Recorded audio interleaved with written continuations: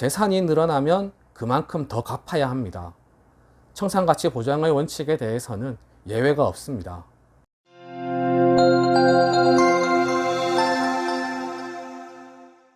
안녕하세요. 노태부 변호사입니다. 오늘은 상담 관련해서 드리고 싶은 말씀이 있습니다. 저희가 상담을 하면 변제금과 변제기간에 대한 예측을 말씀드리는 게 최종 결론일 텐데요. 당연한 얘기지만 정확한 정보에 기초해야 더 정확한 예측이 가능합니다. 그러려면 상담을 할 때 저희에게 정확한 정보를 알려주셔야 합니다. 저희가 답답할 때가 물어보면 모른다고 하시는 경우입니다. 본인께서 모르시는데 저희는 당연히 알 수가 없죠. 그러면 부정확한 상담이 될 수밖에 없습니다.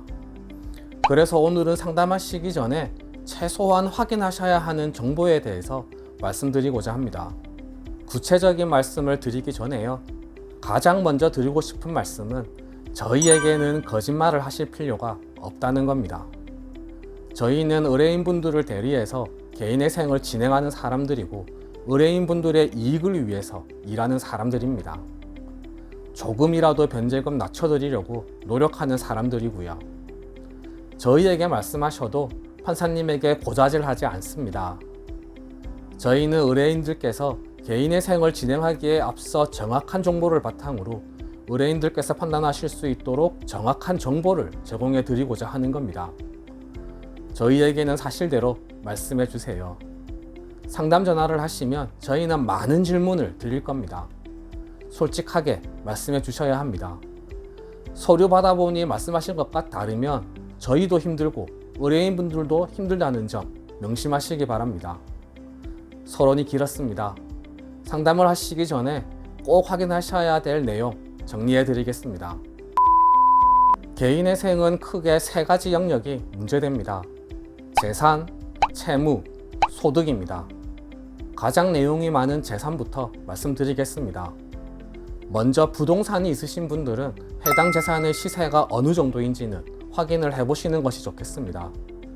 청산가치 보장의 원칙 아시죠? 개인의 생 기간 동안 갚는 총 변제금은 채무자가 보유하고 있는 재산보다는 많아야 합니다. 변제 금액과 변제 기간에 직접적인 영향을 미치는 요소입니다. 아파트가 있으신 분들은 국민은행에서 제공하는 아파트 시세 사이트에서 확인하시면 됩니다. 아파트가 아닌 경우에는 주변 공인중개사에게 문의를 미리 해보시기 바랍니다. 대략적이라도 시세를 알아야 어느 정도의 상담이 가능하겠습니다. 자동차가 있으시다면 엔카 사이트에서 보유하신 차량과 연식, 주행거리가 유사한 중고차가 얼마나 하는지 확인해 보시기 바랍니다. 그리고 주택이나 아파트를 담보로 대출을 받으셨다면 이 금액도 확인해 보시기 바랍니다. 또 전세나 월세이신 분들은 보증금이 얼마인지 계약서 미리 보시기 바랍니다. 특히 전세 대출이 있으신 분들은 대출금이 얼마인지, 대출 방식이 직권 설정, 채권 양도, 보증보험 발급 중 어떤 것인지 확인해 보시기 바랍니다. 대출하실 때 많은 서류에 설명을 하시는데요. 그 서류를 확인해 보시면 됩니다. 서류가 없으시다면 은행에 문의를 해 보시기 바랍니다.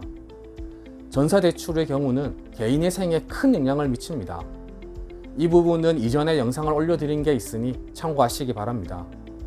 그리고 많이들 놓치시는 부분이 보험입니다. 실손보험 같은 경우는 폐지환급금이 없어서 괜찮습니다. 생명보험의 경우는 폐지환급금이 있습니다. 현재 가입하신 보험의 개수와 종류, 폐지환급금은 미리 확인을 하셔서 말씀해 주시면 좋겠습니다. 폐지환급금의 경우는 보험사에 전화하시거나 보험사 홈페이지에서 확인 가능하십니다. 그리고 배우자 명의의 재산에 대해서도 동일하게 준비를 하시는 것이 좋습니다. 서울행정법원의 경우 배우자 재산은 원칙적으로 안 본다고 하는데요.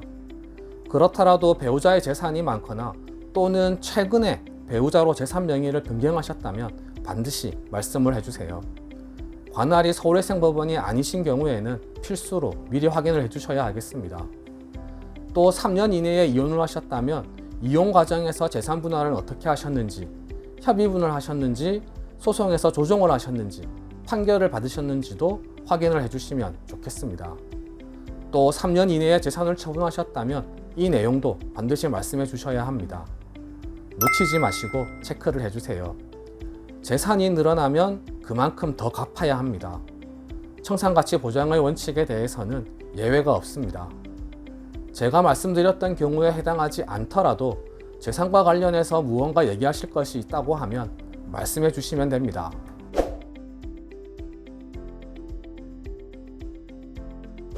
다음으로는 채무입니다. 이 부분은 간단합니다. 전체 채무액이 얼마인지, 채권자 수는 몇 명인지 확인해 보시고 말씀해 주시면 됩니다.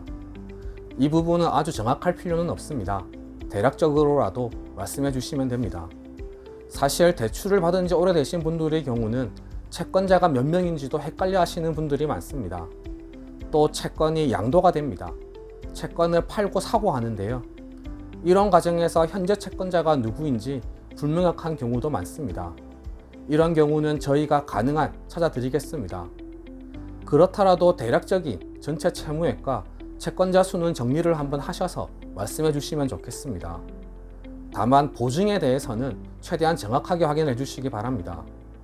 내가 대출을 받을 때 보증인을 세웠는지는 반드시 확인이 필요합니다. 개인회생에서는 보증인을 보호해 주지 않습니다.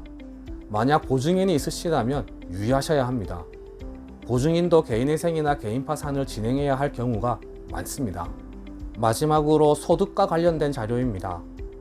직장에 취직하셨고 4대 보험에 가입되어 있으시다면 크게 문제되지 않습니다. 실제 받으시는 금액을 말씀해 주시면 됩니다. 다만 신고된 소득과 일치하는지는 확인을 해주시는 것이 좋겠습니다. 확인은 홈택스에서 가능하십니다. 근로소득, 원천징수 영수증을 발급받으시면 됩니다. 4대 보험에 가입되어 있지 않으시고 소득신고만 되어 있다면 홈택스에서 소득금액 증명원을 발급받으시면 확인 가능하십니다. 소득신고도 안 되어 있다면 통장을 확인해 보셔야 하겠습니다.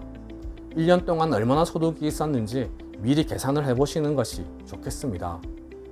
사업자이시라면 홈택스에서 소득금액 증명원을 발급받으셔서 확인을 하시면 되겠습니다. 역시 신고된 금액과 실제 입금 금액에 차이가 있다면 미리 말씀해 주시면 좋겠습니다. 소득의 경우 유의하셔야 할 점은 최근에 소득에 큰 변동이 있었거나 또는 큰 변동이 있을 예정이시라면 미리 말씀해 주시는 게 좋겠습니다. 특히 개인회생을 앞두고 소득이 크게 줄어들었다면 반드시 미리 말씀해 주셔야 하겠습니다. 제가 오늘 말씀드린 내용 정도 미리 확인하시고 전화를 주시면 저희도 훨씬 더 정확한 예측치를 말씀드릴 수 있겠습니다. 네, 오늘 준비한 내용은 모두 말씀드렸습니다. 궁금하신 점이 있으시면 댓글에 남겨주시거나 전화주세요. 최대한 친절하게 상담해 드리겠습니다. 이상 노태부 변호사였습니다. 감사합니다.